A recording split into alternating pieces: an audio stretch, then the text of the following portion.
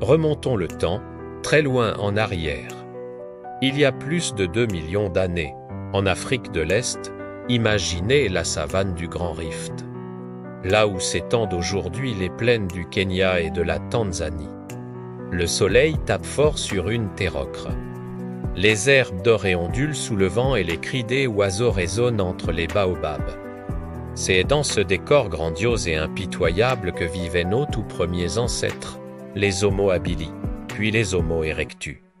Des êtres encore proches du singe, mais déjà debout sur leurs 2 jambes. Dotés d'une intelligence naissante, d'un sens de la solidarité fascinés par le feu et les pierres. Ce monde n'était pas un paradis paisible. C'était un monde de géants. Autour de nos ancêtres régnaient des créatures colossales. Pensez à des rhinocéros à cornes longues, aussi massifs qu'un camion. Des lions géants, 2 fois plus puissants que ceux que nous connaissons. Dans les points d'eau, des crocodiles monstrueux attendaient patiemment leur proie. Des éléphants préhistoriques aux défenses immenses parcouraient la savane. Aux côtés de troupeaux infinis de buffles, d'antilopes et de zèbres sauvages.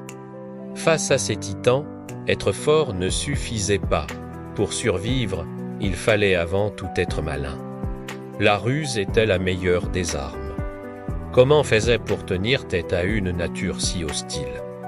Ils ne vivaient jamais seuls. Nos ancêtres s'organisaient en petites tribus, des groupes soudés de 20 à 40 personnes. Il y avait des familles, de jeunes chasseurs pleins d'énergie, des anciens respectés pour leur sagesse, et des enfants qui, dès leur plus jeune âge, apprenaient à observer la nature. Ils se protégeaient les uns les autres, dormaient à l'abri dans des grottes ou sous des huttes de branchage. Et surtout, ils maintenaient toujours un feu allumé, le feu. C'était bien plus qu'une source de chaleur. C'était une arme magique contre les prédateurs de la nuit, la lumière qui repoussait les ténèbres, le cœur battant de la tribu. C'est autour de ce foyer qu'on se rassemblait, qu'on partageait le maigre repas, qu'on se racontait les histoires des ancêtres que l'on préparait les jeunes à la chasse. Au début, les premiers hommes n'étaient pas de grands chasseurs. Ils étaient plutôt des charognards, opportunistes et astucieux. Ils suivaient de loin les lions ou les hyènes, et une fois que ces grands prédateurs avaient fini leur festin, ils s'approchaient prudemment pour récupérer les restes. Avec des pierres qu'ils avaient appris à tailler, ils découpaient la viande et brisaient les os pour en extraire la précieuse moelle. Mais petit à petit, leur ingéniosité a pris le dessus. Ils ont commencé à fabriquer de véritables outils, des lames de pierre de plus en plus efficaces, des bâtons pointus pour frapper, bien plus tard. Des lances pour pouvoir chasser à distance, en limitant les risques. La chasse est devenue une affaire de groupe, une chorégraphie mortelle. Ils observaient les animaux pendant des jours, apprenaient leurs habitudes, leurs trajets, leurs faiblesses.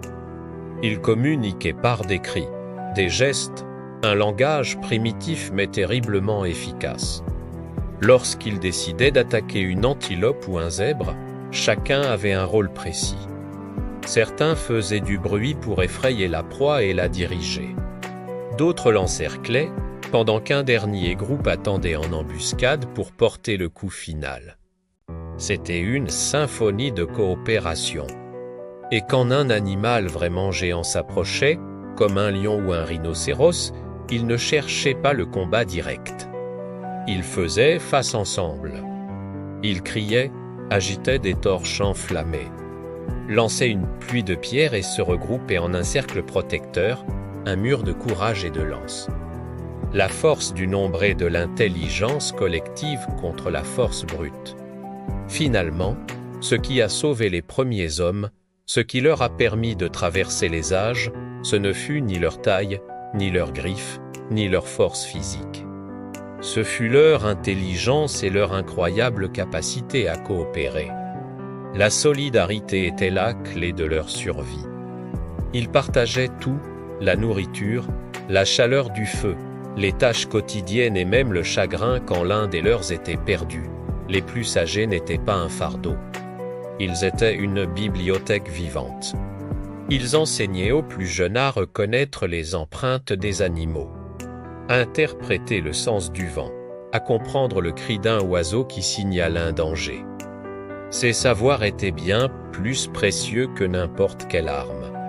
Très tôt, ils ont compris une chose fondamentale: seul, l'homme est une proie fragile. Mais ensemble, unis, il peut devenir le roi de la savane. C'est grâce à cette union sacrée que nos lointains ancêtres ont survécu à tous les prédateurs féroces, les sécheresses interminables, les orages dévastateurs et même les éruptions volcaniques. Ils ont appris à maîtriser le feu, à façonner la pierre, à parler, à aimer et surtout à transmettre leur savoir de génération en génération. Et de ces petites tribus courageuses et solidaires est née l'humanité entière, dans toute sa diversité. Si nous sommes là aujourd'hui, c'est grâce à eux. La morale de cette grande histoire, notre histoire, est simple et puissante. L'homme n'a pas survécu parce qu'il était le plus fort, mais parce qu'il a su penser, partager et s'entraider. La véritable force de l'humanité, hier comme aujourd'hui, ne réside pas dans l'individu, mais dans la communauté. C'est une leçon que nous ferions bien de ne jamais oublier. Merci d'avoir voyagé dans le temps avec moi.